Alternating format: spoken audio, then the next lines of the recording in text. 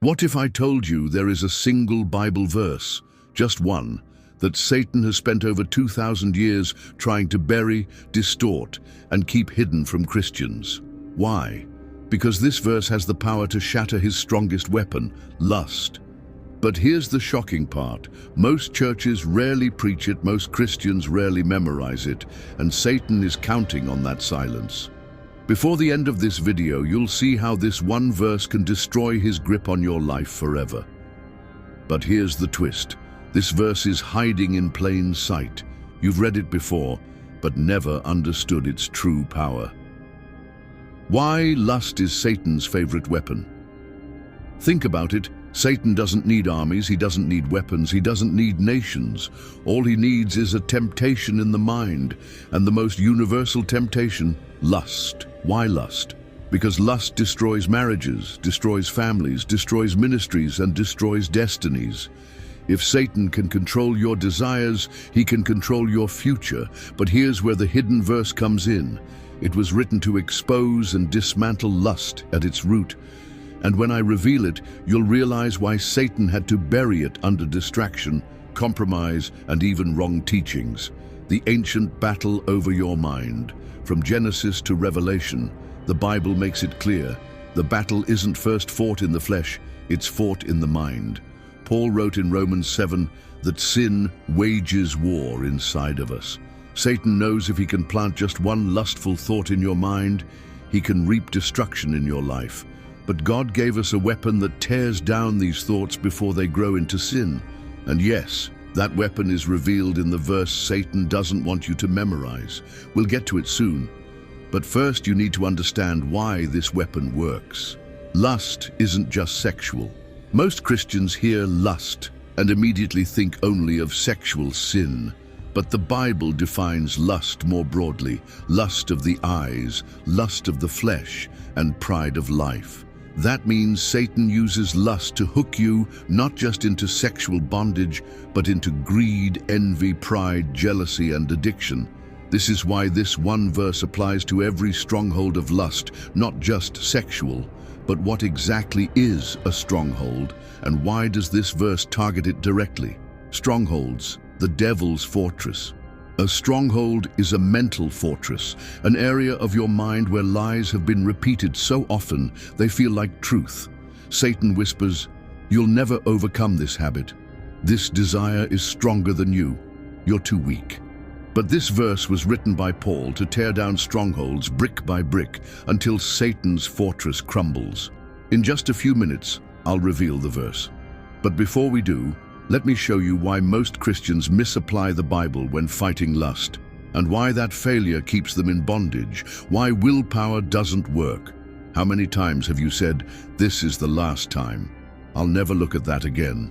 I'll never fall into that again." And yet, days or even hours later, the cycle repeats. Why? Because willpower alone cannot defeat spiritual bondage. Satan laughs at willpower. He mocks self-discipline without the Spirit. This is why Paul didn't just say, "Try harder." He gave a spiritual strategy, and the hidden verse reveals it. But before I read it to you, let's expose how Satan has twisted Scripture to keep Christians powerless. How Satan misquotes the Bible.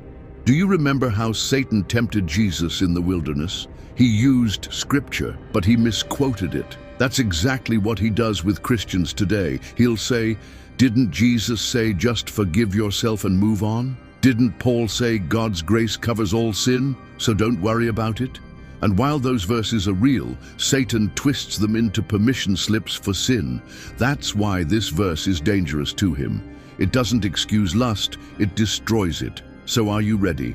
Because in the next chapter, I will finally reveal the verse. The hidden verse revealed, here it is. The verse Satan doesn't want you to remember. 2 Corinthians 10:5.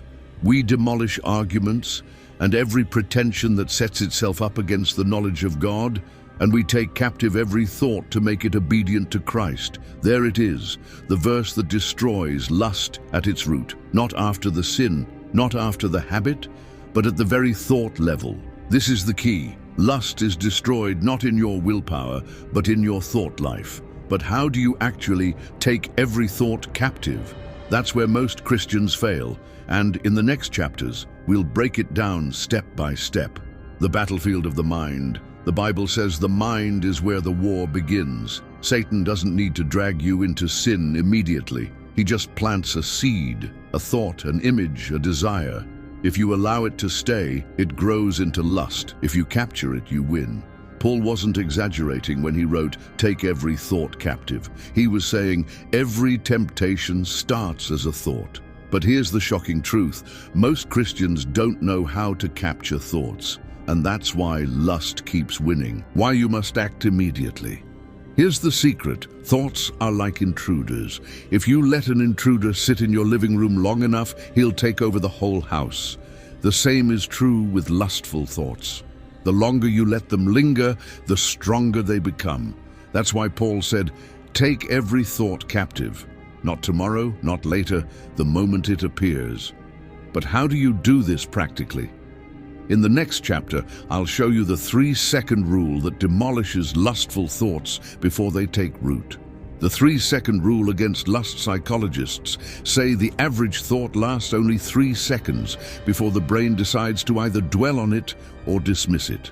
When a lustful thought enters your mind, you have about 3 seconds to decide, will I capture it or will I entertain it? The hidden verse isn't just about resisting, it's about instantly seizing. But capture alone isn't enough. Once you've caught the thought, what do you do with it? That's what chapter 12 reveals. Making thoughts. Obedient to Christ, Paul didn't just say, capture the thought. He said, make it obedient to Christ. That means replacing the lie with truth. If the thought says, you need this lust to feel alive, you respond with Scripture. In your presence, O Lord, is fullness of joy. If the thought says, you're too weak to resist, you declare, I can do all things through Christ who strengthens me. But here's the challenge. How can you recall truth in the heat of temptation if you haven't stored it inside of you? The power of Scripture memory. Jesus didn't resist Satan in the wilderness by debating. He said, it is written. Every time lust whispers, you need an "it is written" ready on your tongue. This is why memorizing verses isn't just a Sunday school exercise. It's spiritual warfare training. I'll share with you the top 7 verses you must memorize to destroy lust in chapter 15. But first, we need to address why most Christians quit before victory. Why Christians give up too early. Many believers think if they fail once, they've already lost. But Paul wrote in Galatians, do not grow weary in doing good, for at the proper time you will reap a harvest if you do not give up. Lust is stubborn. It doesn't fall in one battle. It falls in a campaign, a war of persistence. Satan's goal is to make you feel hopeless, so you stop fighting. But the hidden verse guarantees that if you keep capturing, you will keep winning. And now, let's reveal those 7 verses that become weapons against lust. The 7 verses Satan fears most here are 7 swords of the Spirit to replace lustful lies with truth. 1. 2 Corinthians 10:5, take every thought captive. 2. 1 Corinthians 6:18, flee from sexual immorality. 3rd Psalm 119 verse 9, how can a young man keep his way pure? By guarding it according to your word. 4th Job 31:1, I made a covenant with my eyes not to look lustfully at a young woman. 5. Matthew 5:8, blessed are the pure in heart, for they shall see God. 6th Romans 6:14, sin shall not have dominion over you. 7. Philippians 4:8, think on things that are pure, lovely, and praiseworthy. But memorizing verses is only half the battle. In chapter 16, I'll show you the secret weapon most Christians overlook, yet it multiplies your strength tenfold. The secret weapon, fasting. Jesus said some battles only break through prayer and fasting. Why? Because fasting starves the flesh and sharpens the spirit. When you fast, you weaken the voice of lust and amplify the voice of the Spirit. Satan fears fasting Christians more than preaching Christians because fasting breaks chains. But if fasting is so powerful, why don't most believers practice it? Chapter 17 uncovers the reason why Christians avoid fasting. Most avoid fasting because it feels uncomfortable, and that's exactly why it's powerful. Lust is rooted in comfort-seeking. Denying yourself food trains you to deny yourself sinful cravings. If you can say no to bread, you can say no to lust. But here's the deeper truth. Fasting isn't just about giving up food, it's about creating space for God. And in chapter 18, I'll show you the connection between prayer, fasting, and purity that Satan doesn't want you to discover. Prayer, fasting, and purity. Think of it like a threefold cord. Prayer connects you to God. Fasting disconnects you from the flesh. Purity becomes the fruit. When all three align, lust has no foothold. This is why revival movements throughout history always included fasting and prayer. They destroyed strongholds before they even formed. But here's where most Christians fail. They try to fight lust alone. Chapter 19 will reveal why isolation is Satan's playground. Isolation, Satan's favorite trap. Every time you fall, Satan whispers, "Don't tell anyone, hide it, keep it secret." But secrets are Satan's oxygen. As long as sin stays hidden, it grows stronger. The Bible says, "Confess your sins to one another so that you may be healed." Confession starves lust of its secrecy. But who should you confess to? Not everyone. So in chapter 20, I'll guide you on finding the right accountability. Finding the right accountability partner. Accountability doesn't mean blasting your struggles on social media. It means finding a trusted believer who will pray with you, check on you, and remind you of God's truth. Ecclesiastes says, "Two are better than one. If one falls, the other can help him up." Alone, you're vulnerable. Together, you're strong. But accountability must be paired with boundaries. Chapter 21 exposes the practical guardrails you must set. Guardrails against lust. You wouldn't drive a car on a mountain road without guardrails, so why live your life without them? Guardrails look like internet filters, no phones in bed, choosing not to watch certain shows. Are these legalistic? Number they're life-saving. But here's the kicker. Even with guardrails, Satan finds new angles. That's why chapter 22 will teach you how to guard your eyes. Guarding your eyes. Jesus said, "If your eye causes you to stumble, gouge it out." He wasn't telling you to physically blind yourself, but he was stressing the seriousness of what enters your eyes. Your eyes are the gateway. What you watch, you eventually want. If you feed lust through your eyes, you'll fight a losing battle. But there's also a second gateway, your ears, and Satan uses it more than you think. Guarding your ears, music, movies, conversations, all of them plant seeds. Some lyrics are designed to awaken lust, some jokes feed impurity.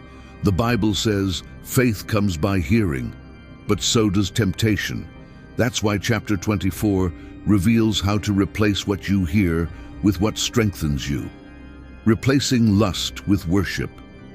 You can't just remove lustful thoughts, you must replace them, and nothing replaces them faster than worship.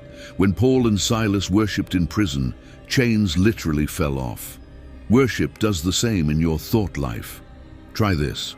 When temptation hits, instead of just saying no, turn on worship and sing. Lust cannot survive in the presence of praise, but there's an even higher weapon, gratitude. That's chapter 25. Gratitude, the lust killer. Why does lust thrive? Because it whispers, what you have is not enough. Gratitude kills that lie. When you thank God for your spouse, for your blessings, for your salvation, lust loses its appeal. That's why Paul said, in everything, give thanks. But Satan won't let go without a fight. In chapter 26, I'll show you the cycle of temptation and how to break it permanently. The cycle of temptation. James 1 says, each person is tempted when they are dragged away by their own desires, and desire, when it has conceived, gives birth to sin. The cycle is thought, desire, sin, death. But the hidden verse breaks the cycle at stage 1. Capture the thought, and you prevent the rest. But here's the million-dollar question. What if you've already fallen 1,000 times? Is there still hope? That's chapter 27. Hope for the fallen. Listen, failure is not final. Peter denied Jesus 3 times, but Jesus restored him.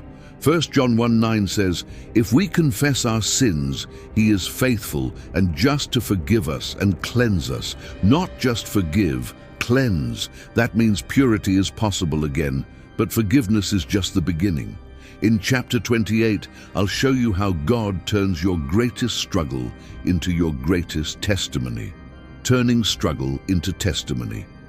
The very area where Satan tried to destroy you is the area God wants to use to set others free. Your story of deliverance will break chains for someone else. Revelation says, "They overcame by the blood of the Lamb and the word of their testimony." But to testify, you must first walk in freedom daily. Chapter 29 reveals the daily habits that keep you pure. Daily habits of the pure. Here are the daily disciplines that keep lust broken. Morning prayer before phone, daily scripture meditation, worship playlists, not worldly playlists, confession and accountability check-ins. Purity isn't a one-time victory, it's a lifestyle. And now we arrive at the final chapter, where we bring everything together into one unshakable truth. The final blow against lust. Here it is. Lust is destroyed when your mind belongs fully to Christ. 2 Corinthians 10:5 isn't just a verse, it's a lifestyle.